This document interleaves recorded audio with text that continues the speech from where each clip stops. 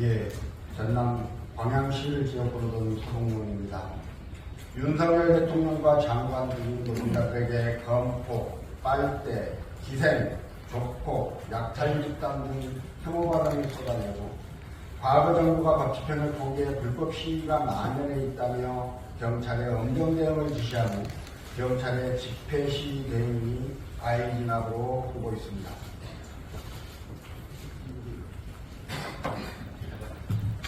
어제 오전 경찰이 전남 광양의 포스코 광양경찰서 앞에서 광양지하철서 앞에서 노사간 단체회장을 두고 보건농성공단 한국노총 구성원 김진영 사무처장을 권봉과 방패를 휘두르며 폭력적으로 끌어내렸습니다.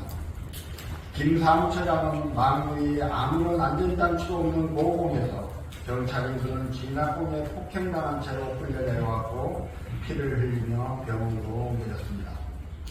이틀 전 금속노동 김만재 위원장이 다수의 경찰에게 무릎으로 목 부위를 짓눌린 채 폭력적으로 연행된 지 하루 만에 일어난 일입니다. 경찰은 고공농성이 도로를 막고 교통을 방해해서 어쩔 수 없었다고 합니다.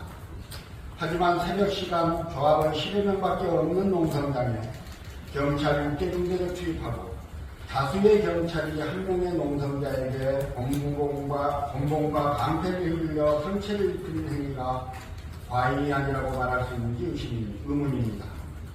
2019년 경찰은 백남기 농민 사망, 용산 화재 참사, 평택 쌍용자동차 파업 등 경찰에 의한 과거 인권 침해 사건에 대해 경찰청장이 직접 공식 사과했습니다.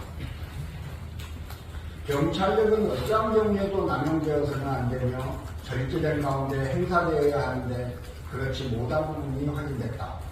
원칙과 기준이 흔들리기도 했고 인권에 대한 이해와 존중이 부족했다고 스스로 반성까지 했습니다. 그러나 경찰은 자신들의 반성을 대통령 말 한마디에 뒤집었습니다. 윤희근 경찰청장은 불법 집회 권력이 있는 단체의 유사 집회는 금지 제한하겠다는 반헌법적 발언을 하고 2017년 이후 사용되지 않았던 캡사이신을 사용하겠다고 밝혔습니다.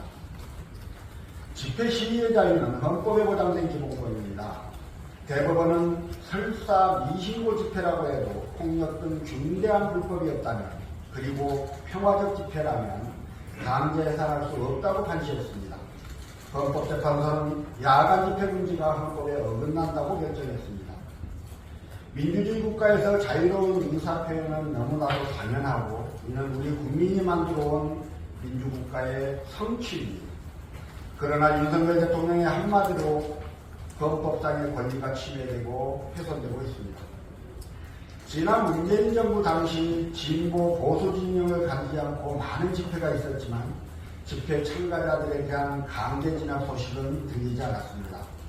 시민들뿐만 아니라 경찰 스스로 평화집회를 만들기에 노력했습니다.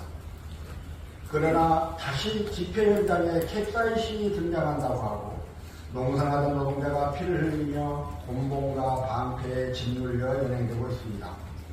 심지어 여당의 정책위 의장은 살수차로 진압했어야 한다고 당당하게 말하고 있습니다. 이것이 인권과 민주주의의 태행이 아니면 무엇입니까? 윤석열 대통령과 정부 여당은 자신을 비판하는 모든 행위를 불법으로 낙인 찍고 입을 막겠다는 것이 아닌지 의심됩니다.